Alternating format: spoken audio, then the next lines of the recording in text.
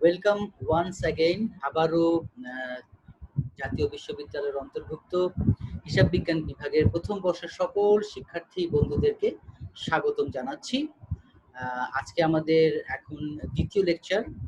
আমাদের যে পাঠ্যপুস্তক বই রয়েছে সেই বইয়ের থার্ড চ্যাপ্টার সেকেন্ড লেকচার আজকে আমাদের আলোচ্য বিষয়।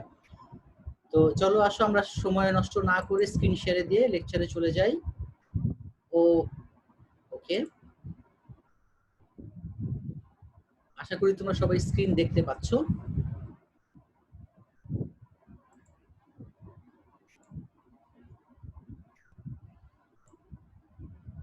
Once again, welcome all my dear students of Honors Part 1 of the Department of Accounting. I am Mohammad Jamal, Associate Professor of Accounting Department.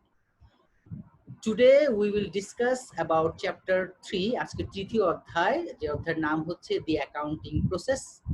এই প্রসেসের এই অধ্যায়ের মূল আলোচ্য বিষয় হচ্ছে হিসাব সমীকরণ এবং জাবেদা, ভুক্তকরণ, খতিয়ান এবং রেওয়ামিল, এই অংশটুকু। তো চলো আমরা শুরু করি, লেকচার শুরু করি। আজকের ক্লাসের যে মূল অবজেক্টিভ রয়েছে, আফটার কমপ্লিটিং দিস লেসন, এই লেসনটা আজকের লেকচারটা কমপ্লিট করার পর তোমরা বলতে পারবে সিঙ্গেল এন্ট্রি এবং ডাবল এন্ট্রি সিস্টেম কি, অর্থাৎ একতরফা দাখিলা পদ্ধতি এবং দুতরফা দাখিলা পদ্ধতি কাকে বলে, এটা তোমরা বলতে পারবে ইনশাআল্লাহ। এছাড়াও অ্যাকাউন্টিং ইকুয়েশন বা হিসাব সমীকরণ কাকে বলে সেটা বর্ণনা করতে পারবে, এবং এই হিসাব সমীকরণে যখন লেনদেন সংগঠিত হয়, এই লেনদেন সংগঠিত হলে এটা হিসাব সমীকরণে কি প্রভাব পড়ে সেটা তোমরা বলতে পারবে। সেই সাথে হিসাব কি এবং হিসাব কত প্রকার, হিসাবের শ্রেণী বিভাগ সেটা বর্ণনা করতে পারবে। এই হিসাবগুলোর বিভিন্ন প্রকার হিসাবের ডেবিট এবং ক্রেডিট নির্ণয়ের সূত্রটা বর্ণনা করতে পারবে বা জানতে পারবে, এবং চার্ট অফ অ্যাকাউন্ট বা হিসাব তালিকা, হিসাব কোডিং কাকে বলে সেটা বলতে পারবে, এবং হিসাব চক্র বা অ্যাকাউন্টিং সাইকেল, ওই অ্যাকাউন্টিং সাইকেল কি এবং অ্যাকাউন্টিং সাইকেলে কি কি ধাপ রয়েছে, হিসাব চক্রে কতগুলো ধাপ রয়েছে সেগুলো বলতে পারবে, এবং লেনদেনের যে প্রমাণপত্র প্রামাণ্য দলিলগুলো রয়েছে সেগুলো কোনগুলো সেগুলো বলতে পারবে। লেনদেন চিহ্নিত করতে পারবে, অর্থাৎ অ্যাকাউন্টিং সাইকেল বা হিসাব চক্রের প্রথম ধাপ লেনদেন চিহ্নিতকরণ, সে লেনদেন চিহ্নিত করতে পারবে, জাবেদাভুক্ত করতে পারবে, খতিয়ানে স্থানান্তর করতে পারবে এবং ট্রায়াল ব্যালেন্স বা রেওয়ামিল প্রস্তুত করতে পারবে। তো আজকের ক্লাস শেষে ইনশাআল্লাহ আমরা এই বিষয়গুলো জানতে পারবো। তো চলো আসো আমরা শুরু করি আমাদের লেকচার, এবং শুরুটা করবো আমরা একতরফা দাখিলা পদ্ধতি থেকে নয়, দুতরফা দাখিলা পদ্ধতি থেকে। আসো দেখি দুতরফা দাখিলা পদ্ধতি কাকে বলে। তোমরা জানো যে লেনদেন এই শব্দটিকে যদি আমরা বিশ্লেষণ করি, ভাগ করি, তাহলে দুটো আলাদা আলাদা শব্দ পাবো, লেন এবং দেন, অর্থাৎ দুটো পক্ষ থাকবে। আর একটা যখন একটা লেনদেন সংগঠিত হবে, সেই লেনদেনের সাথে পক্ষ জড়িত থাকবে দুটি, একটি হচ্ছে লেন পক্ষ অর্থাৎ সুবিধা গ্রহণকারী পক্ষ, আর একটা হচ্ছে দেন পক্ষ বা সুবিধা প্রদানকারী পক্ষ। তো প্রতিটি লেনদেনের সাথে দুটি পক্ষ জড়িত থাকে, একটি পক্ষ সুবিধা গ্রহণ করে যাকে আমরা বলছি লেন পক্ষ, সুবিধা গ্রহণকারী পক্ষ, এবং অপর পক্ষ সুবিধা প্রদান করে। হিসাব প্রক্রিয়ার যে পদ্ধতিতে সুবিধা গ্রহণকারী পক্ষকে ডেবিট, সুবিধা গ্রহণকারী পক্ষকে বা লেন পক্ষকে ডেবিট, এবং সমপরিমাণ অর্থ দ্বারা সুবিধা প্রদানকারী পক্ষকে ক্রেডিট করে হিসাবভুক্ত করা হয়, সেই পদ্ধতিকে দুতরফা দাখিলা পদ্ধতি বলা হয়। এখন এই ডেবিট, সুবিধা গ্রহণকারী পক্ষকে ডেবিট কেন করছি, সুবিধা প্রদানকারী পক্ষকে ক্রেডিট কেন করছি, এটা বেসিক্যালি লুকা প্যাসিওলি এই ডেবিট ক্রেডিট নামটা দিয়েছে, সেখান থেকে আমরা সেটা চলে আসছি। আর এই যে লেনদেনের সাথে জড়িত দুটো পক্ষ, এই দুটি পক্ষকে বলা হয় লেনদেনের দ্বৈত সত্তা। তাহলে প্রত্যেকটা লেনদেনের যে দ্বৈত সত্তা রয়েছে, দ্বৈত সত্তাকে রেকর্ড করা সাইমালটেনিয়াসলি, সুবিধা গ্রহণকারী পক্ষকে ডেবিট এবং সমপরিমাণ অর্থ দ্বারা সুবিধা প্রদানকারী পক্ষকে ক্রেডিট করে লিপিবদ্ধ করা, এটা হচ্ছে দুতরফা দাখিলা পদ্ধতির মূল নীতি। ওকে, আচ্ছা আসো দেখি যে দুতরফা দাখিলা পদ্ধতি সম্পর্কে প্রফেসর ওয়েগেন, কাইসন, কিমেল ওনারা কি বলেছেন। Double entry system is a system, অর্থাৎ দুতরফা দাখিলা পদ্ধতি হচ্ছে আমার একটা পদ্ধতি that record in appropriate account, যথাযথ উপযুক্ত শিরোনামের অধীনে রেকর্ড করে, showing the dual effect of each transaction, প্রত্যেকটা লেনদেনের ডুয়াল ইফেক্ট, দ্বৈত সত্তাকে রেকর্ড করে, অর্থাৎ প্রত্যেকটা লেনদেনের দ্বৈত সত্তাকে রেকর্ড করার যে পদ্ধতি রয়েছে সেটাকে বলা হচ্ছে দুতরফা দাখিলা পদ্ধতি। ওকে, এই সংজ্ঞাটা কে দিয়েছেন? প্রফেসর ওয়েগেন, কাইসো এবং কিমেল। এছাড়াও প্রফেসর উইলিয়াম পিকলস বলেছেন double entry system six two record every transaction in it's double aspect. Double aspect মানে উভয় অ্যাসপেক্ট থেকে, উভয় দৃষ্টিকোণ থেকে, অর্থাৎ লেন পক্ষের দৃষ্টিকোণ থেকেও রেকর্ড করছে, দেন পক্ষের দৃষ্টিকোণ থেকেও রেকর্ড করছে, অর্থাৎ সুবিধা গ্রহণকারী পক্ষের থেকেও রেকর্ড করছে, সুবিধা প্রদানকারীর দৃষ্টিকোণ থেকেও রেকর্ড করছে। যে সিস্টেম সেটাকে ওনারা বলেছেন, প্রফেসর উইলিয়াম পিকেলস বলছেন, যেটা দুতরফা দাখিলা পদ্ধতি। ওকে, aspect the receipt of a benefit by one account, একটা অ্যাকাউন্ট রেকর্ড করবে, রিসিভ বেনিফিটের যে বেনিফিট যিনি রিসিভ করছেন তার পক্ষে একটা অ্যাকাউন্ট রেকর্ড করবে, and the surrender of a like benefit by another account, এবং আরেকটা অ্যাকাউন্ট যে সুবিধা প্রদান করছে, সুবিধা সারেন্ডার করছে, তার পক্ষ থেকে রেকর্ড করবে, অর্থাৎ উভয় দৃষ্টিকোণ থেকে রেকর্ড করবে। The former entry being to be debit, former entry মানে যে আগের যেটা সুবিধা গ্রহণকারী হিসাব তার নাম দিয়েছেন উনি ডেবিট, এবং লেটার এন্ট্রি পরের যে অ্যাকাউন্ট আছে তার নাম দিয়েছেন ক্রেডিট, অর্থাৎ একই রকম বক্তব্য একটু ভিন্নভাবে বলেছেন প্রফেসর উইলিয়াম পিকেলস। তো আসুন, দুতরফা দাখিলা পদ্ধতি যেটা, এটা যেহেতু লেনদেনের দ্বৈত সত্তাকে রেকর্ড করে, দুইটা পক্ষের দৃষ্টিকোণ থেকে রেকর্ড করে, তাই এটাকে একটি স্বয়ংসম্পূর্ণ পদ্ধতি, পূর্ণাঙ্গ পদ্ধতি, নির্ভরযোগ্য পদ্ধতি এবং বিজ্ঞানসম্মত পদ্ধতি হিসেবে উল্লেখ করা হয়। আর এই পদ্ধতিটা আবিষ্কার করেছিলেন 1494 সালে লুকা প্যাসিওলি, তার রচিত সুমা ডি অ্যারিথমেটিয়া জিওমেট্রিয়া প্রপোর্শনেট প্রপোর্শনলিটা এই নামক একটা গ্রন্থ ছিল। এই গ্রন্থতে তিনি সর্বপ্রথম এই পদ্ধতি সম্পর্কে মানে আলোকপাত করেন। আর যিনি লুকা প্যাসিওলি, উনি খুব একজন মানে জ্ঞানী গুণী ব্যক্তি ছিলেন। উনি একই সাথে ধর্মশাস্ত্রে পণ্ডিত ছিলেন, ব্যবসায় পণ্ডিত ছিলেন, সমরবিদ্যা জানতেন, গণিত শাস্ত্রবিদ ছিলেন, চিকিৎসাবিদ ছিলেন, শিল্পকলা, আইন, ভাষা সকল বিষয়ে তিনি বেশ পারদর্শী এবং পণ্ডিত ছিলেন।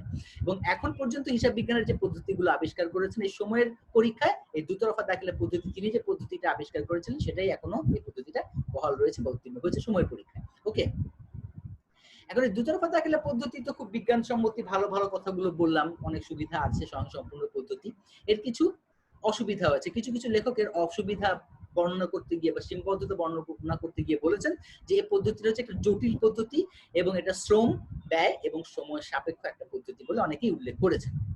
তো স্বাভাবিক, একটা জিনিসের ভালো থাকলে মন্দ কিছু জিনিস তো থাকতেই পারে, তবে সুবিধাটাই বেশি, ভালো দিকটাই বেশি। এখন আমি তোমাদেরকে একটা বুক রেফারেন্স দিব, মানে অর্থাৎ আমাদের ভালো একটা বইয়ের রেফারেন্স দিতে বলা হয়েছে। তো ইংরেজি বইয়ের জন্য তো তোমরা যেটা জাতীয় বিশ্ববিদ্যালয়ের সিলেবাসে বলা আছে যে ওয়েগান, কাইস এবং কিমেল যে রাইটারটা আছে, প্রিন্সিপালস অফ অ্যাকাউন্টিং, ওই বইটা। আর বাংলা বইয়ের জন্য তোমরা এই বইটা ফলো করতে পারো, principles of accounting, professor Hafizuddin সাহেবের লেখা, অ্যাঞ্জেল পাবলিকেশন কর্তৃক প্রকাশিত। এই বইটা রেফারেন্স হিসেবে নিতে পারো, অর্থাৎ এই লেকচারগুলো সেটার আলোকে প্রস্তুত করা হয়েছে। এবার আসো দেখে নেই সিঙ্গেল এন্ট্রি সিস্টেম কাকে বলে। আগে জেনেছি দুতরফা দাখিলা পদ্ধতি কি, ডাবল এন্ট্রি সিস্টেম, এখন দেখব সিঙ্গেল এন্ট্রি সিস্টেম কাকে বলে। বেসিক্যালি ওই যে দুতরফা দাখিলা পদ্ধতির যে নীতিটা, মূল নীতি, অর্থাৎ প্রত্যেকটা লেনদেনের দুটো পক্ষকে রেকর্ড করতে হবে, একটি পক্ষকে ডেবিট সমপরিমাণ অর্থ দ্বারা আরেকটি পক্ষকে ক্রেডিট করে রেকর্ড করতে হবে, এটা হচ্ছে মূল নীতি। যখন এই দুতরফা দাখিলা পদ্ধতির মূল নীতিকে উপেক্ষা করা হবে, ভায়োলেট করা হবে, তখনই সেটা হয়ে যাবে একতরফা দাখিলা পদ্ধতি।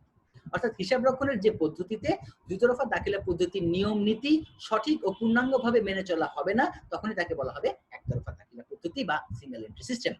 এই সিঙ্গেল এন্ট্রি সিস্টেম একটি অসম্পূর্ণ পদ্ধতি, অবৈজ্ঞানিক পদ্ধতি, যেহেতু সে দুতরফা দাখিলা পদ্ধতির মূল নীতি অনুসরণ করছে না, একটি পক্ষকে ডেবিট সমপরিমাণ অর্থ দ্বারা আরেকটি পক্ষকে ক্রেডিট করছে না সব সময়, অর্থাৎ লেনদেনের দুইটা পক্ষকে রেকর্ড করছে না, তাই এটাকে একটা অসম্পূর্ণ পদ্ধতি, অবৈজ্ঞানিক হিসাব ব্যবস্থা বলা হয়।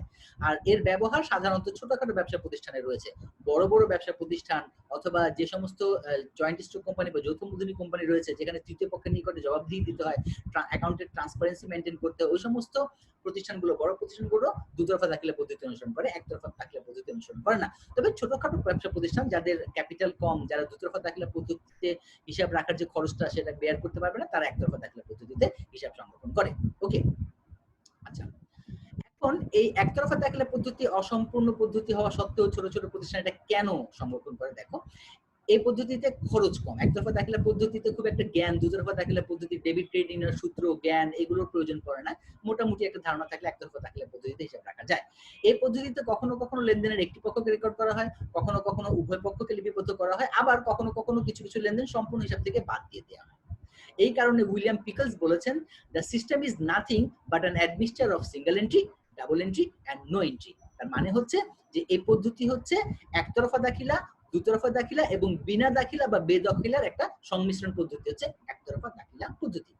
এই হিসাব পদ্ধতিতে ব্যবসায়ী তার নামিক হিসাব সংরক্ষণ করেন না। নামিক হিসাব বলতে আয়বাচক হিসাব এবং ব্যয়বাচক হিসাব যেগুলো রয়েছে, মুনাফা জাতীয় আয় ব্যয় যেগুলো রয়েছে, এগুলো হিসাব সংরক্ষণ করেন না। করেন কি? শুধুমাত্র নগদান হিসাব এবং ব্যক্তিবাচক হিসাব। ব্যক্তিবাচক হিসাব বলতে পাওনাদার হিসাব, দেনাদার হিসাব এগুলো সংরক্ষণ করেন এবং নগদান হিসাবটা সংরক্ষণ করেন। সহজ হিসাব রক্ষণ, গোপনীয়তা রক্ষা, ব্যয়, সময় ও শ্রম সাশ্রয়, এটা হচ্ছে এই পদ্ধতির উল্লেখযোগ্য কিছু সুবিধা, যেগুলি দুতরফা দাখিলা পদ্ধতির অসুবিধার মধ্যে ছিল। সেগুলো হচ্ছে একতরফা দাখিলা পদ্ধতির সুবিধা। এনিওয়েজ, এখন আমরা আলোচনা করব অ্যাকাউন্টিং ইকুয়েশন, অর্থাৎ হিসাব সমীকরণ। হিসাব সমীকরণ কাকে বলে? ওই যে দেখলাম প্রত্যেকটা লেনদেনের দুইটা পক্ষ, যাকে আমরা বলছি লেনদেনের দ্বৈত সত্তা। এই লেনদেনের দ্বৈত সত্তার উপরে ভিত্তি করে যে গাণিতিক সূত্র, যে গাণিতিক সূত্রের সাহায্যে একটা ব্যবসা প্রতিষ্ঠানের মোট সম্পত্তি এবং দায়, মোট সম্পত্তি এবং দায়ের মধ্যে সম্পর্ক নির্দেশ করা হয়, তাকে বলা হয় হিসাব সমীকরণ। সমীকরণ বলতে বোঝাচ্ছে যে, সমীকরণ মানে হচ্ছে যে দুটো চলক থাকবে, দুটো চলকের মধ্যে সমান সমান সম্পর্ক বিদ্যমান থাকবে এবং যেটা গণিতে ব্যবহার করা হয়, এটা হচ্ছে তোমার সমীকরণ। যেমন আমরা বলেছি যে 2x + y = 3, বা এরকম কত সমীকরণ আমরা দেখেছি গণিতে। তো ওটা হচ্ছে সমীকরণ। আর সম্পদ এবং দায়ের মধ্যে, ব্যবসায় সম্পদ এবং দায়ের মধ্যে সম্পর্ক নির্দেশ করতে হিসাব বিজ্ঞানে যে সমীকরণটা ব্যবহার করা হয় ওই লেনদেনের দ্বৈত সত্যের উপরে ভিত্তি করে, তাকে বলা হয় হিসাব সমীকরণ বা accounting equation.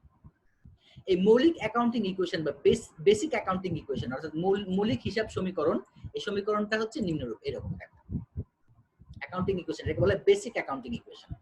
Asset equal to liabilities plus owner's equity. দেখো এখানেও কিন্তু একটা সমীকরণ রয়েছে, সমান সমান সম্পর্ক বিদ্যমান রয়েছে। বাম পাশে একটা অংশ রয়েছে, ডান পাশে একটা অংশ রয়েছে। বাম পাশের অংশটাকে বলা হচ্ছে অ্যাসেট বা সম্পদ, অর্থাৎ কোনো ব্যবসা প্রতিষ্ঠানের সম্পদ ছাড়া পরিচালিত হতে পারে না। ব্যবসা করতে হলে কিছু সম্পদ লাগবে। এখন এই সম্পদ, ব্যবসা প্রতিষ্ঠানের যত সম্পদ রয়েছে, এই সম্পদের উপরে অধিকারী কেউ না কেউ আছে, হয় তৃতীয় পক্ষ না হয় মালিক। তো এই সম্পদের যতটুকুর উপরে মালিকের অধিকার রয়েছে তাকে বলা হচ্ছে স্টক হোল্ডার সিকিউরিটি অথবা ওনার সিকিউরিটি, মালিকানা সত্ত্ব। আর এই সম্পত্তির উপরে যতটুকু তৃতীয় পক্ষের, মালিক ছাড়া অন্য পক্ষের যে দাবি রয়েছে তাদেরকে বলা হচ্ছে লায়াবিলিটিস, দায়। ঠিক আছে? ফলে সমীকরণটা দাঁড়াচ্ছে সম্পদ সমান সমান দায় প্লাস মালিকানা সত্ত্ব, asset equal to liabilities plus owner security. সম্পদ বলতে বোঝাচ্ছে থিংস অফ ভ্যালু, অর্থাৎ যেটা ব্যবহার করে ব্যবসা প্রতিষ্ঠান সুবিধা ভোগ করবে, যা ভবিষ্যতে, অর্থাৎ যা ব্যবহার করে ভবিষ্যতে সুবিধা পাওয়া যাবে। হ্যাঁ, সেটাকে বলা হচ্ছে সম্পদ।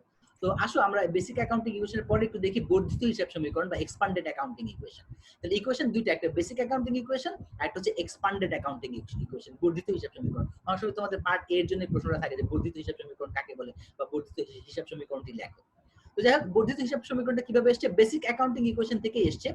একটু লক্ষ্য করো, বেসিক অ্যাকাউন্টিং ইকুয়েশনটা কি ছিল? Asset equal to liabilities plus equity, owner security অথবা স্টক হোল্ডার সিকিউরিটি যা বলে। যৌথ মূলধনী কোম্পানির জন্য আমরা স্টক হোল্ডার সিকিউরিটি ব্যবহার করি, এক মালিকানা কারবারের ক্ষেত্রে আমরা ওনার সিকিউরিটি ব্যবহার করি। যাই হোক, asset equal to liabilities plus owner security, সম্পত্তি ইকুয়াল টু দায় প্লাস মালিকানা সত্ত্ব।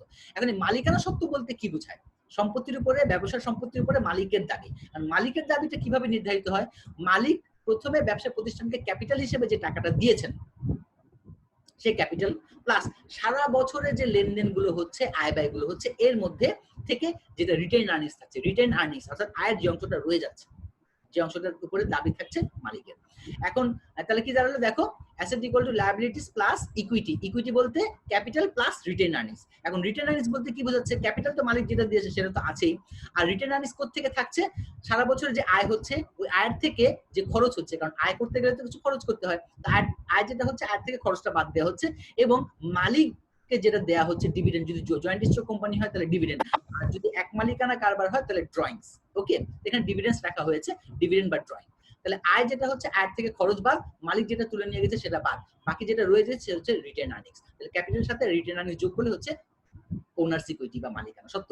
পরে এক্সপান্ডেড অ্যাকাউন্টিং ইকুয়েশনটা দাঁড়ালো এইভাবে, ইকুইটি মানে ক্যাপিটাল প্লাস রিটেইন আর্নিংস, আর রিটেইন আর্নিংস বলতে বোঝাচ্ছে revenue minus expense minus dividend. ফলে পুরো ইকুয়েশনটা দাঁড়াচ্ছে asset equal to liabilities plus capital plus revenue minus expense minus dividend.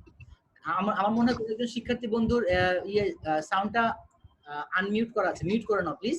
আচ্ছা, আমি একটু মিউট করে দিচ্ছি, মিউট অল দিচ্ছি, তারপর কারো থাকলে তোমরা একটু মিউট করে নিও। ওকে, নিজের উদ্যোগে মিউট করে নিও। ফাইন, এই ছিল তোমার বর্ধিত হিসাব সমীকরণ। তাহলে বর্ধিত হিসাব সমীকরণ কি?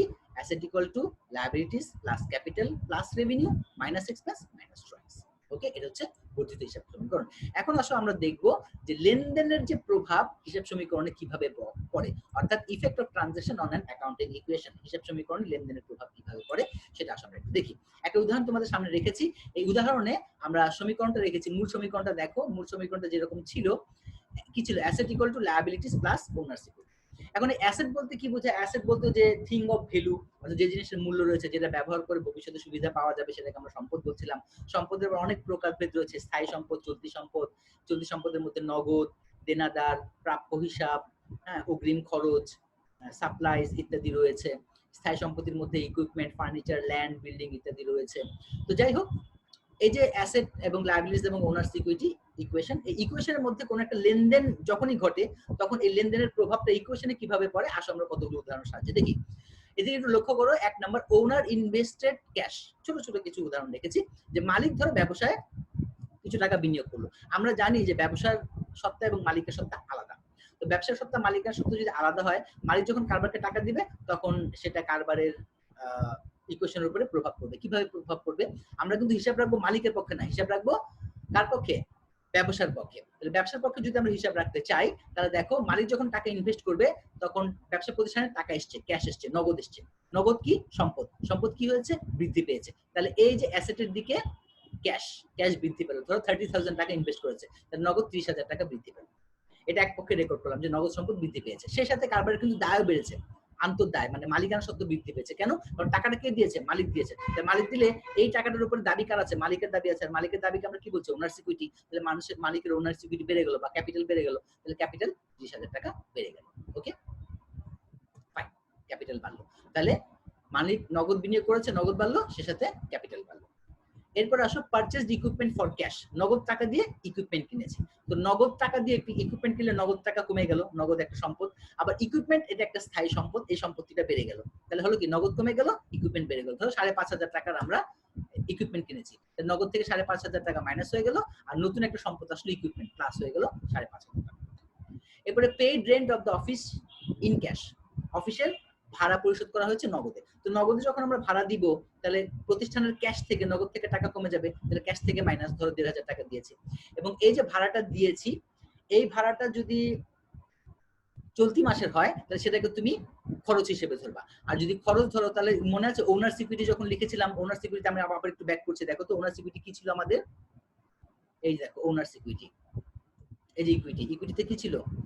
ইকুইটিতে ছিল এক্সপ্যান্ডেড ইকুয়েশনে, ইকুইটি মানে হচ্ছে ক্যাপিটালের সাথে আয় হলে, রেভিনিউ হলে যোগ হবে, আর খরচ হলে ক্যাপিটাল থেকে মাইনাস হবে। ডিভিডেন্ড হলে বা ড্রয়িংস হলে মাইনাস হবে। তাহলে যদি কোনো খরচ হয়, তাহলে কি করতে হবে? ক্যাপিটাল থেকে মাইনাস করতে হবে। ওকে, আবার ব্যাক করছি আমাদের ইকুয়েশনে। তাহলে ভাড়া দিয়েছি, ভাড়া দিলে সেটা হচ্ছে চলতি মাসের হলে খরচ ধরতে হবে, আর খরচ হলে সেটা কি হবে? ক্যাপিটাল থেকে মাইনাস করতে হবে। তাহলে ওনার সিকিউরিটি ক্যাপিটাল থেকে মাইনাস হয়ে গেল 1,000 টাকা, নগদ কমে গেল, সেই সাথে মালিকের ওনার সিকিউরিটি কমে গেল 3,000। পারচেজ সাপ্লাইজ অন অ্যাকাউন্ট, ধারে সাপ্লাইজ কিনেছি। তো ধারে সাপ্লাইজ কিনলে সাপ্লাইজকে আপাতত সম্পদ ধরা হবে, সম্পদ 500 টাকা বেড়ে গেল। এবং যেহেতু ধারে কিনেছি, তাহলে তো নগদ কমে নাই, কিন্তু ধারে যদি কোনো খরচ করে থাকি, তাহলে আমাদের দায় সৃষ্টি হয়, অ্যাকাউন্টস পেয়েবল বৃদ্ধি পায়। তাহলে অ্যাকাউন্টস পেয়েবল হচ্ছে দায়। দায়টা কোন দিকে বলতো? এই যে লায়াবিলিটিস, ডান দিকে 500 টাকা দায় বৃদ্ধি পায়। এরপরে মেকিং এ পেমেন্ট টু ক্রেডিটরস, ক্রেডিটর বা পাওনাদার যারা আছে, যে অ্যাকাউন্টস পেয়েবল, তাদেরকে টাকা দিয়েছি। টাকা দিলে ক্যাশ কমে যাবে, ধর 300 টাকা দিয়েছি, তাই 300 টাকা ক্যাশ থেকে কমে গেল, এই যে ক্যাশ থেকে 300 টাকা কমে গেল, এবং সেই সাথে দায় যেহেতু দিয়েছি, শোধ করেছি, দায় কমে গেল, দায় 300 টাকা মাইনাস হয়ে গেল। প্রোভাইডেড সার্ভিসেস অন অ্যাকাউন্ট, সেবা প্রদান করেছি ধারে। তো সেবা যখন আমরা দিব, প্রতিষ্ঠান সেবা দিলে সেটা আমার আয় হবে, আয় হলে ক্যাপিটালের সাথে যোগ হবে, ক্যাপিটালের সাথে যোগ হয়ে গেল 4,000 টাকা, কারণ রেভিনিউ ক্যাপিটালের সাথে যোগ হয়। এখন এটা ধারে দিয়েছি, নগদে দিলে নগদ বাড়তো, কিন্তু ধারে দিয়েছি, তাহলে আমাদের প্রাপ্য হিসাব বা অ্যাকাউন্ট রিসিভেবল যেটা আছে, সেটা বৃদ্ধি পাবে 4,000 টাকা ধারে। তাহলে আয় হলে ক্যাপিটালের সাথে যোগ, আয়টা নগদে হলে নগদের সাথে যোগ, আর যদি নগদে না হয়, তাহলে ভবিষ্যতে পাবো প্রাপ্য হিসাব বাড়বে, অ্যাকাউন্ট রিসিভেবলের সাথে যোগ হবে। কালেক্টেড ক্যাশ ফ্রম ডেটর্স, দেনাদারদের কাছ থেকে ক্যাশ কালেক্ট করেছে। ওই যে প্রাপ্য হিসাব ছিল অ্যাকাউন্ট রিসিভেবল 4,000, তাদের কাছ থেকে 2,500 টাকা কালেক্ট করেছি। তো 4,000 থেকে 2,500 কালেক্ট করে ফেললে অ্যাকাউন্ট রিসিভেবল কমে যাবে, আর যেহেতু কালেক্ট করেছি ক্যাশ, তাহলে নগদে বেড়ে যাবে, নগদে বেড়ে গেল যোগ। এরপরে some supplies use during the month, অর্থাৎ ধরো 200 টাকা সাপ্লাই সারা মাসে আমরা ব্যবহার করেছি। তো আমাদের ছিল 500 টাকা সাপ্লাইজ, এর মধ্যে 200 টাকা সাপ্লাইজ যদি ব্যবহার করি, 200 টাকা কমে যাবে সাপ্লাইজ থেকে, এবং যে যতটুকু ব্যবহার করেছি তত টাকা খরচ হয়েছে, খরচ হলে কি হবে? সেটা ক্যাপিটাল থেকে মাইনাস হয়ে গেল। এরপর সবগুলোকে প্লাস মাইনাস করে ব্যালেন্সটা আমরা নির্ণয় করব। এই ক্যাশে 30,000 প্লাস আছে, 5,500 মাইনাস আছে, এগুলো প্লাস মাইনাস করে ব্যালেন্সটা নির্ণয় করব। উল্লেখ থাকে যে তোমরা খেয়াল রাখবা, ইকুয়েশনে যখন লেনদেনের প্রভাব এক সাইডে পড়বে, যেমন ধরো তুমি এই যে পারচেজ ইকুইপমেন্ট, এটা দেখো অ্যাসেটের সাইডে শুধু পড়েছে, লায়াবিলিটির ডান দিকে কিন্তু পড়ে নাই, বাম দিকে পড়েছে। তো যখন এক সাইডে পড়বে তখন একটার সাথে প্লাস হবে, একটার সাথে মাইনাস হবে, এক সাইডে পড়লে। হ্যাঁ, আর যদি উভয় সাইডে পড়ে তাহলে হয় দুটোটা প্লাস হবে, না দুটোটা মাইনাস হবে। তোমরা এক নম্বরটা দেখো, এই যে বাম পাশে ক্যাশ যোগ হয়েছে, ডান পাশে ক্যাপিটাল যোগ হয়েছে, দুটোটা প্লাস। আবার দেখো এই যে 1,500 টাকা বাম পাশে মাইনাস হয়েছে, ডান পাশেও মাইনাস হয়েছে। আবার দেখো 500 টাকা বাম পাশে সাপ্লাইস প্লাস হয়েছে, ডান পাশে অ্যাকাউন্টস পেয়েবল প্লাস হয়েছে। তাহলে প্রভাবটা যদি উভয় দিকে পড়ে তাহলে হয় উভয়টাই যোগ হবে, আর না হয় উভয়টা বিয়োগ হবে। আর যদি এক সাইডে পড়ে তাহলে এক সাইডেরই একটা আইটেম যোগ হবে, একটা আইটেম বিয়োগ হবে। হ্যাঁ, এটা একটু খেয়াল রাখবে ইকুয়েশনের বেলায়। তো যাই হোক, এটা ছিল আমাদের লেনদেনের প্রভাব ইকুয়েশনের উপর। এইভাবে আমরা ইকুয়েশনটা তৈরি করব।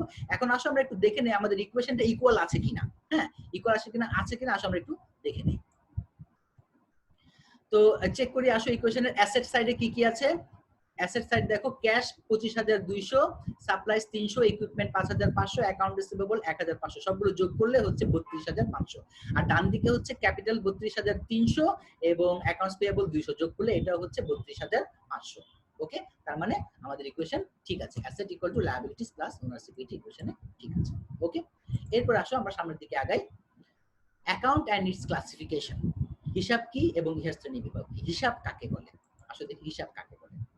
কোনো ব্যক্তি, প্রতিষ্ঠান, সম্পত্তি, দায় এবং আয় সংক্রান্ত সমজাতীয় যে লেনদেনগুলো আছে, এই সমজাতীয় লেনদেনগুলো,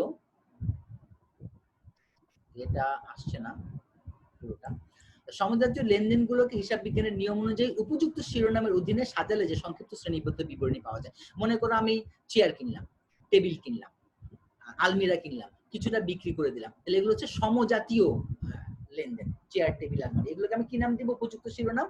উপযুক্ত শিরোনাম দিলে ধরো আসবাবপত্র।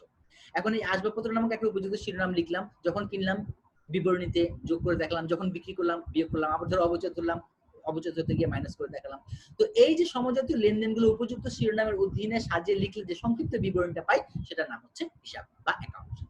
ওকে, আচ্ছা, এখন এই অ্যাকাউন্ট এর মাধ্যমে কি হয় দেখো, হিসাবের কারণে লেনদেন থেকে সরাসরি একটা নির্দিষ্ট সময় শেষে প্রতিষ্ঠানের মোট ক্রয়, মোট বিক্রয়, আয়, ব্যয়, সম্পত্তি এবং দায়ের পরিমাণ জানাটা সম্ভব হয়। হ্যাঁ, যেমন ধরো নগদ, একটা সমজাতীয় যত নগদ, যত আদান প্রদান হবে সবগুলো আমরা একটা বিবরণীতে নগদ উপযুক্ত শিরোনাম নগদ দিয়ে নগদের আগমন নিগমন সব প্লাস মাইনাস করবো বা ডেবিট ক্রেডিট করবো, করে একটা সময় শেষে জানতে পারবো যে হাতে নগদ কত টাকা আছে। এমনি ভাবে মোট ক্রয়, মোট বিক্রয়, হ্যাঁ, আয় ব্যয়, এগুলি জানা যায় হিসাবের মাধ্যমে। ওকে, আচ্ছা, হিসাব। এখন এই হিসাবের ফরম্যাটটা দেখো দুইটা আছে, একটা হচ্ছে তোমার সনাতন পদ্ধতিতে। সনাতন পদ্ধতিতে হিসাব রাখা হতো, এটাকে টি ছক বলি আমরা। টি ছকের দুইটা সাইড থাকে, একটা হচ্ছে দেখো বাম দিকে ডেবিট সাইড, ডান দিকে ক্রেডিট সাইড, আর প্রত্যেকটা সাইডে 4টা করে থাকে, date, account title, folio, amount, অর্থাৎ তারিখ, হিসাবের নাম এবং হচ্ছে তোমার খতিয়ান পৃষ্ঠা এবং টাকা, বাম দিকে একটা, ডান দিকে একটা। এটা ছিল সনাতন পদ্ধতি। কিন্তু এখন আধুনিক পদ্ধতিতে চলমান জের ছক পদ্ধতি ব্যবহার করা হয়, কারণ সনাতন পদ্ধতিতে জের জানতে হলে অ্যাকাউন্ট ক্লোজ করতে হতো, যোগ বিয়োগ করে ব্যালেন্স বের করতে হতো। আর চলমান জের ছকে প্রত্যেকটা লেনদেন ইনপুট করার পর পরই নতুন করে ব্যালেন্সটা জানা হয়ে যায়। এজন্য এখন চলমান জের ছক পদ্ধতি বা আধুনিক পদ্ধতিতে এটা ব্যবহার করা হয়। এখানে তারিখ থাকবে, হিসাব টাইটেল থাকবে, খতিয়ান পৃষ্ঠা থাকবে, ডেবিট টাকা, ক্রেডিট টাকা, এরপর ডেবিট ক্রেডিট ব্যালেন্স করার পরে যা ব্যালেন্স থাকবে হয় ডেবিট ব্যালেন্স, না হয় ক্রেডিট ব্যালেন্স। এটা হচ্ছে আমার হিসাবের একটা ছকের নমুনা। তবে আমরা এখন চলমান জের ছক পদ্ধতি বা 3 কলাম মেথডটা ব্যবহার করে থাকি। এবার আসো আমরা দেখি হিসাবের শ্রেণী বিভাগ। হিসাব মোট আধুনিক পদ্ধতিতে 5 প্রকার। সনাতন পদ্ধতিতে হিসাব ছিল 3 প্রকার, ব্যক্তিবাচক হিসাব, সম্পত্তিবাচক হিসাব, নামিক হিসাব। কিন্তু আধুনিক পদ্ধতিতে হিসাব হচ্ছে 5 প্রকার। কয় প্রকার? 5 প্রকার। কি কি? অ্যাসেট বা সম্পদ, লায়াবিলিটিস বা দায়, ক্যাপিটাল মূলধন বা মালিকানা সত্ত্ব, এক্সপেন্স খরচ, ইনকাম বা রেভিনিউ অর্থাৎ আয়। এই 5 ধরনের আমার হিসাবের শ্রেণীবিভাগ আধুনিক পদ্ধতিতে রয়েছে। ওকে, এবার আসো একটা করে জেনি সম্পদ কি। সম্পদ হচ্ছে তোমার যেটা থেকে ভবিষ্যতে সুবিধা পাওয়া যাবে, যেটা ব্যবহার করে ভবিষ্যতে সুবিধা পাওয়া যাবে, সিম্পলি সেটাকে একদম সহজ ভাষায় সেটাকে বলা হয় সম্পদ। ওকে, আচ্ছা, এখন এই সম্পদ হিসাব কাকে বলে? ব্যবসা প্রতিষ্ঠানের সম্পত্তির নামে যে হিসাব রাখা হয়, সম্পদগুলোর নামে নগদ, প্রাপ্য হিসাব, আসবাবপত্র, কলকবজা, দালান কোঠা, এগুলো এই সম্পদের নামে যে হিসাবটা রাখা হয় সেটাকে সম্পদ হিসাব বলে। যেমন নগদান হিসাব, ব্যাংক হিসাব, দালান কোঠা হিসাব ইত্যাদি। এরপর আসে দায় হিসাব, লায়াবিলিটি।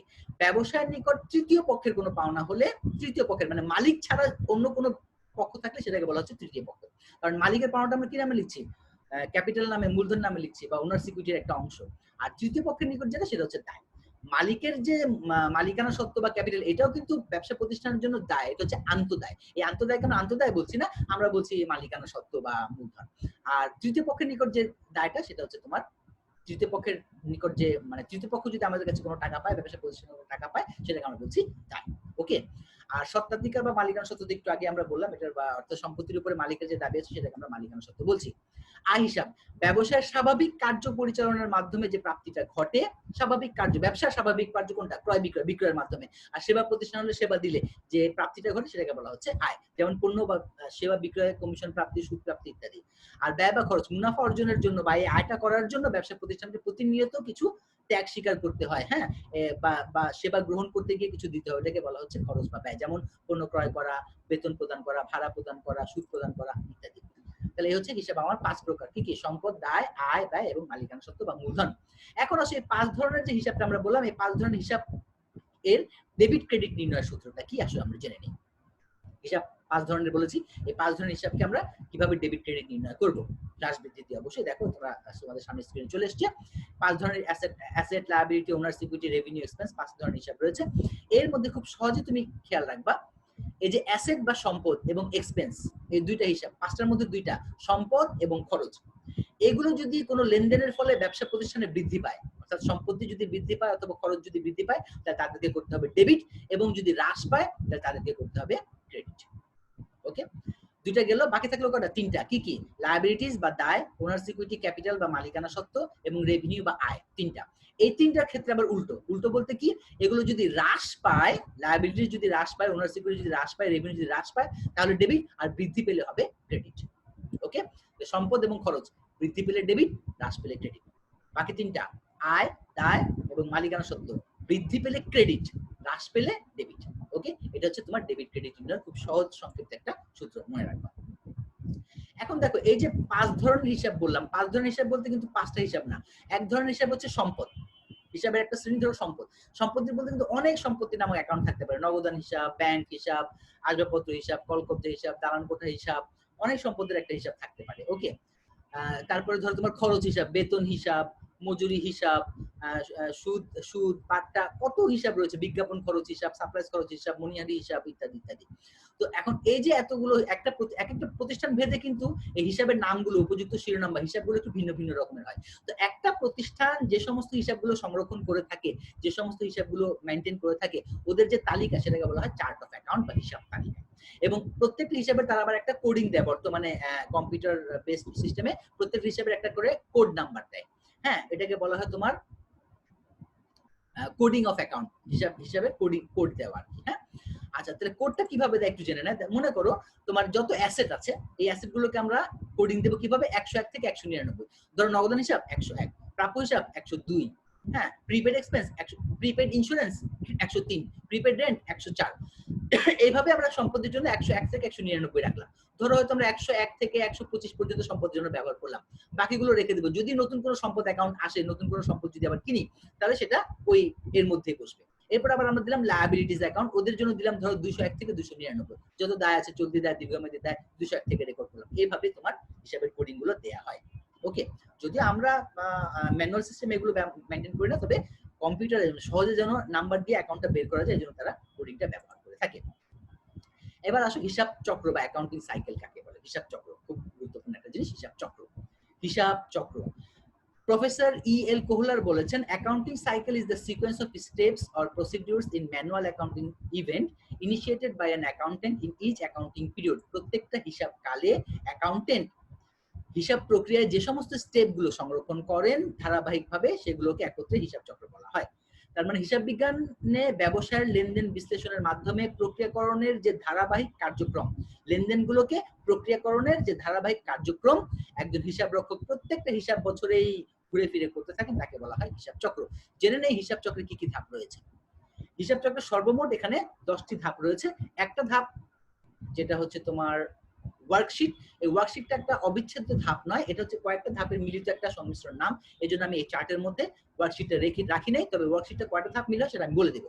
প্রথম যে ধাপটা, সেটা হচ্ছে আইডেন্টিফিকেশন অফ ট্রানজাকশন। দেখো 1 নাম্বার, আইডেন্টিফিকেশন অফ ট্রানজাকশন, অর্থাৎ লেনদেন চিহ্নিতকরণ। লেনদেন আমরা কিভাবে চিহ্নিত করব? ওই যে লেনদেনের যে প্রমাণপত্রগুলো রয়েছে, চালান, voucher, debit note, credit note, debit voucher, credit voucher, cash memo. হ্যাঁ, এই যে এই ঘটনার যে এই যে প্রমাণগুলো আছে, এই প্রমাণপত্রগুলোই আমাকে সাহায্য করবে লেনদেন চিহ্নিত করতে। অর্থাৎ যে ঘটনার প্রমাণ রয়েছে সেগুলি হচ্ছে লেনদেন। লেনদেন চিহ্নিত করার পরে দ্বিতীয় স্টেপ হচ্ছে জার্নাল, অর্থাৎ রেকর্ড করা। দুতরফা দাখিলা পদ্ধতিতে সর্বপ্রথম যে হিসাব বইতে লেনদেনগুলো একটা পক্ষ ডেবিট আর একটা পক্ষ ক্রেডিট করে রেকর্ড করে, তার নাম হচ্ছে জার্নাল। জার্নালে লেনদেনগুলো তারিখের ক্রমানুসারে থাকে, কিন্তু উপযুক্ত শিরোনামের অধীনে সাজানো থাকে না। যেমন 1 তারিখে যা যা ঘটলো সব লিখলাম, 2 তারিখে যা যা ঘটলো সব লিখলাম, কিন্তু এই এক মাসের এই জার্নাল থেকে যদি কেউ জানতে চায় আপনার হাতে নগদ কত আছে, তাহলে নগদ জানতে হলে আবার কি করতে হবে? জাবেদার 1 তারিখে দেখতে হবে নগদ কয়বার এসে গিয়েছে, 2 তারিখে কয়বার এসে গিয়েছে, সবগুলো ক্যালকুলেটরে যোগ বিয়োগ করতে হবে। এতে করে তথ্যগুলো পাওয়া যায় না। তথ্যগুলো পাওয়ার জন্য আবার কি করতে হবে? উপযুক্ত শিরোনামের অধীনে হিসাব প্রস্তুত করতে হবে, খতিয়ান হিসাব প্রস্তুত করতে হবে পার্মানেন্টলি, যার নাম হচ্ছে জেনারেল লেজার বা সাধারণ খতিয়ান। জাবেদা থেকে যাবে খতিয়ানে পার্মানেন্টলি। সেখান থেকে একটা নির্দিষ্ট সময় শেষে, আমাদের হাতে 10 মিনিট সময় আছে, আমাদের দ্রুত করতে হবে।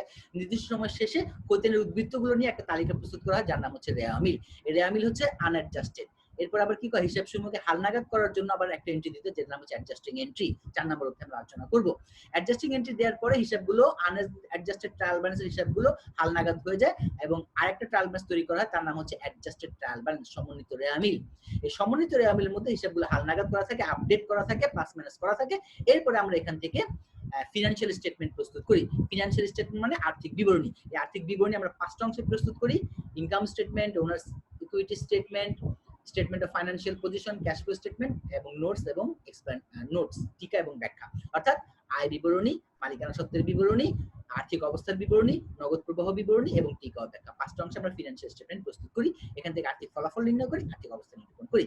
এরপরে যেগুলো টেম্পোরারি অ্যাকাউন্ট রয়েছে, মুনাফা জাতীয় আয় ব্যয় হিসাব, সেগুলো আর দরকার লাগে না, সেগুলোকে বন্ধ করে দিই ক্লোজিং এন্ট্রির মাধ্যমে।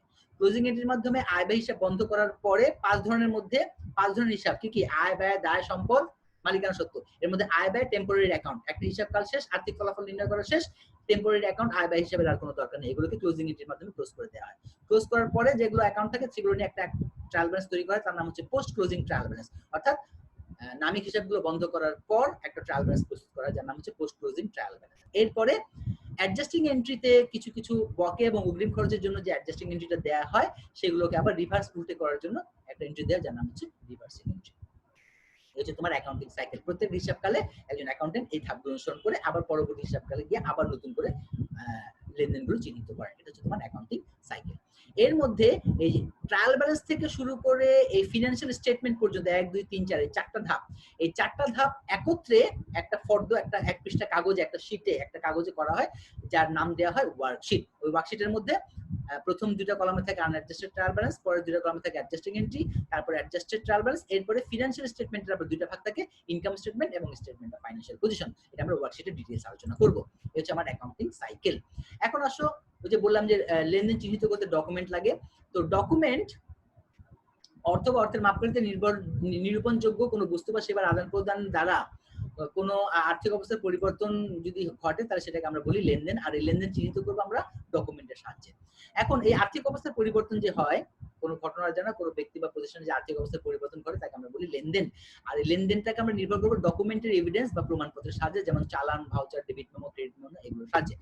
এখন এই আর্থিক অবস্থার পরিবর্তনটা 2 রকমের হয়, একটা নিট পরিবর্তন, একটা কাঠামোগত পরিবর্তন। আমরা যে হিসাব সমীকরণ বলেছিলাম, মনে আছে? বলেছিলাম যে 2 দিকে যদি পরিবর্তন ঘটে, দোনো দিকে বাড়বে বা দোনো দিকে কমবে, 2 দিকে হলে ওটাকে বলা হয় তোমার নিট পরিবর্তন। আর যদি একদিকে প্রভাব ফেলে, সমীকরণে যদি বাম পাশে শুধু সম্পদ বাড়ছে বা কমছে, অথবা ডান পাশে দায়, মালিকানা সত্ত্ব বাড়ছে বা কমছে, এরকম পরিবর্তন করে সেটাকে বলা হয় কাঠামোগত পরিবর্তন।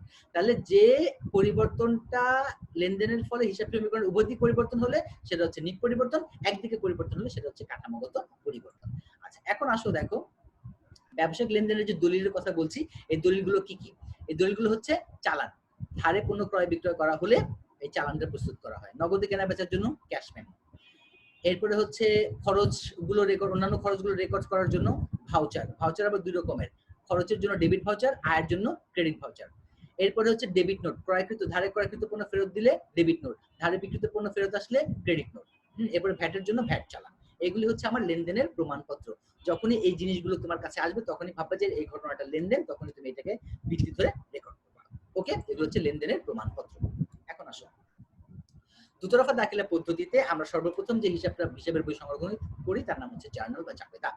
তো দেখো জাবেদা কাকে বলে? লেনদেন সংগঠিত হওয়ার পর প্রত্যেকটি লেনদেনকে এর দ্বৈত সত্তা বিশ্লেষণ করে সংশ্লিষ্ট হিসাব খাত দুটির একটিকে ডেবিট এবং সময় পরিমাণ অর্থ দ্বারা অপরটিকে ক্রেডিট করে। এটা কিন্তু দুইতরফা দাখিলা পদ্ধতি বলে। তো এই দুইতরফা দাখিলা পদ্ধতির এই কাজটা যখন সর্বপ্রথম যে বইতে রেকর্ড করি সেটার নাম হচ্ছে জার্নাল বা জাবেদা। ইংরেজি জার্নাল শব্দটি ফরাসি জার শব্দ থেকে এসেছে। জার শব্দ মানে হচ্ছে অর্থ বা দিবস, মানে জার শব্দের অর্থ হচ্ছে দিবস। তাহলে এই দিবস থেকে এসেছে জার্নাল, অর্থাৎ জাবেদাটা প্রত্যেক দিনের লেনদেন প্রত্যেকদিন রেকর্ড করা হয়, তার এই জন্য এটার নাম হয়েছে জার্নাল। জাবেদাকে প্রাথমিক বই, দৈনিক বই, সহকারী বই, মৌলিক হিসাবের বই ইত্যাদি নামেও ডাকা হয়। এই জাবেদা দাখিলার অনেকগুলো প্রকারভেদ রয়েছে, যেমন ধরো সিম্পল এন্ট্রি বা সরল জাবেদা। একটি ডেবিটের এগেইনস্টে একটি ক্রেডিট থাকলে সরল জাবেদা।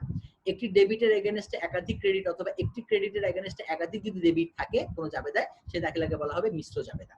প্রারম্ভিক জাবেদা অন্য একটা হিসাবকালের শুরুতে যে ওই যে পোস্ট ক্লোজিং ট্রায়াল ব্যালেন্স ছিল, ওর যে হিসাব ব্যালেন্স গুলো থাকে সেগুলো নিয়ে পরবর্তী হিসাবকালের শুরুতে একটা জাবেদা দাখিলা দেয়, যার নাম হচ্ছে প্রারম্ভিক জাবেদা দাখিলা। এরপরে হিসাবে কোনো ভুল হলে সংশোধন করার জন্য যে দাখিলা দেয় সেটাকে বলা হয় সংশোধনী দাখিলা। এরপর হিসাবকে হালনাগাদ করার জন্য যে দাখিলা দেওয়া হয় বকেয়া অগ্রিমের জন্য, সেটা জানা হচ্ছে সমন্বয় দাখিলা। এরপরে একটা হচ্ছে স্থানান্তর দাখিলা এবং সমাপনী দাখিলা। সমাপনী দাখিলা দেওয়া হয় নমিনাল অ্যাকাউন্ট, আয় বা ব্যয়বাচক হিসাবগুলোকে বন্ধ করার জন্য সমাপনী দাখিলা দেওয়া হয়, সেটা আমার অ্যাকাউন্টিং সাইকেলও ছিল। এগুলো হচ্ছে বিভিন্ন ধরনের জাবেদা দাখিলা। এখন আসো আমরা একটু দেখবো কতগুলো লেনদেনের কিভাবে আমরা জাবেদা রেকর্ড করব। সময় আমাদের হাতে খুব কম, তাই একটু দ্রুত বলছি। হ্যাঁ, দেখো, ওনার ইনভেস্টেড ক্যাশ 30,000, ওই যে 30,000 টাকা আমাদের ইকুয়েশনেই ছিল, ওখান থেকে 4টা এন্ট্রি আমরা এখানে নিয়ে এসেছি। মালিক 30,000 টাকা ইনভেস্ট করলো। তো মালিক 30,000 টাকা ইনভেস্ট করলে কি কি হিসাব জড়িত আছে? নগদ দিয়েছে, তাহলে একটা হচ্ছে নগদান হিসাব, সম্পদ, ব্যবসা সম্পদ বৃদ্ধি পেয়েছে, সম্পদ বৃদ্ধি পেলে ডেবিট, তাহলে ক্যাশ অ্যাকাউন্ট ডেবিট। আর এটা মালিক দিয়েছে, তাহলে মালিকের দায় ক্যাপিটাল, মূলধন বৃদ্ধি পেয়েছে, মূলধন একটা দায়বাচক হিসাব, মালিকানা সত্ত্ব, মালিকানা সত্ত্ব বৃদ্ধি পেলে কি হবে? ক্রেডিট। ওই যে আমরা ডেবিট ক্রেডিট সূত্র রেখেছিলাম। তাহলে নগদ বৃদ্ধি পেয়েছে সম্পদ, নগদ সম্পদ বৃদ্ধি পেয়েছে ডেবিট, মালিকানা সত্ত্ব ক্যাপিটাল বৃদ্ধি পেয়েছে ক্রেডিট 30,000। এরপরে পরেরটা পারচেজ ইকুইপমেন্টস ফর ক্যাশ, নগদ টাকায় ইকুইপমেন্ট কিনেছি। তো নগদ টাকায় ইকুইপমেন্ট কিনলে ইকুইপমেন্ট নামক সম্পদ বৃদ্ধি পেয়েছে, সম্পদ বৃদ্ধি পেলে ডেবিট, তাই ইকুইপমেন্ট ডেবিট। আর নগদ টাকা কিনেছি, নগদ চলে গিয়েছে, নগদান ক্রেডিট। ওকে, এরপরে রেন্ট এক্সপেন্স দিয়েছি, রেন্ট মানে ভাড়া দিয়েছি। তো রেন্ট হচ্ছে একটা খরচ, খরচ বৃদ্ধি পেলে হয় ডেবিট, তাহলে রেন্ট এক্সপেন্স ডেবিট। নগদ টাকা দিয়েছে, নগদ কমে গিয়েছে, ক্যাশ চলে গিয়েছে, সম্পদ হ্রাস পেলে ক্রেডিট, ক্যাশ ক্রেডিট। এরপর সাপ্লাইজ কিনেছি ধারে, সাপ্লাইজ কিনেছি, সাপ্লাইজ বৃদ্ধি পেয়েছে ডেবিট, ধারে কিনেছি, দায়ের সৃষ্টি হচ্ছে, দায় বৃদ্ধি পেলে কি হয়? ক্রেডিট। তাহলে supplies debit, accounts payable credit. এটা হলো জাবেদা। এখন জাবেদা থেকে আমরা খতিয়ানে স্থানান্তর করবো। যে আমাদের অ্যাকাউন্টিং সাইকেলের ফার্স্ট স্টেপ ছিল লেনদেন চিহ্নিতকরণ, সেকেন্ড ছিল জাবেদা, জাবেদা করলাম। থার্ডে এখন কি করবো? জাবেদা থেকে খতিয়ানে ট্রান্সফার করবো। খতিয়ানে ট্রান্সফার করার নিয়ম কি দেখো। প্রথমে মনে করো তুমি কয়টা খতিয়ান হবে? ক্যাশ, এখানে একটা ক্যাশ একটা অ্যাকাউন্ট, ক্যাপিটাল একটা অ্যাকাউন্ট 2টা, ইকুইপমেন্ট একটা 3টা, ক্যাশ তো অলরেডি একটু বলেছি। তারপরে রেন্ট এক্সপেন্স 4টা, সাপ্লাইজ 5টা, অ্যাকাউন্টস পেয়েবল 6টা। 6টা খতিয়ানের ছক করতে হবে। এখন এই 6টা খতিয়ানের ছকটা, খতিয়ান বলতে লেজার, ওই যে চলমান জের ছক ছিল, একটা টি ছক ছিল, টি ছককে আমরা রাখবো, চলমান জের ছক করবো। তো চলমান জের ছক 6টা খতিয়ান করতে হবে। দেখো খতিয়ানটা এরকম হবে ক্যাশ অ্যাকাউন্ট। আমি একটা খতিয়ান দেখাচ্ছি, সময় নেই, একটা তোমরা ভালোভাবে দেখো, প্যাক করো। একটা আমি তোমাকে দেখাচ্ছি। ধরো প্রথম যেটা আছে জানুয়ারির 1 তারিখে ক্যাশ ডেবিট 30,000, তাহলে চলে যাও ক্যাশ অ্যাকাউন্টে। এই যে দেখো ক্যাশ অ্যাকাউন্ট, এই যে ডেবিট ঘরে টাকা লিখবে 30,000। লিখার পরে এখানে বিবরণের ঘরে কি লিখতে হবে? অপোজিট অ্যাকাউন্টের নাম। তো দেখো তো একটু আমরা যাই, অপোজিট অ্যাকাউন্ট কি ছিল? এই যে ক্যাশের অপোজিটে কি আছে? ক্যাপিটাল। তাহলে অপোজিট অ্যাকাউন্টের নাম ক্যাপিটালটা লিখতে হবে। তাহলে এখানে এই যে ক্যাশ অ্যাকাউন্ট ডেবিট, এই যে ক্যাশ অ্যাকাউন্ট ডেবিট 30,000 ক্যাপিটালের নামে। একইভাবে আবার একটু দেখি, আবার ক্যাশ কোথায় আছে দেখো, জানুয়ারির 2-তে ক্যাশ ক্রেডিট হয়েছে 5,500, তাহলে ক্যাশ অ্যাকাউন্টে গিয়ে টাকাটা ক্রেডিট করতে হবে। ওকে, তাহলে আসলে ব্যাক করি। ওকে,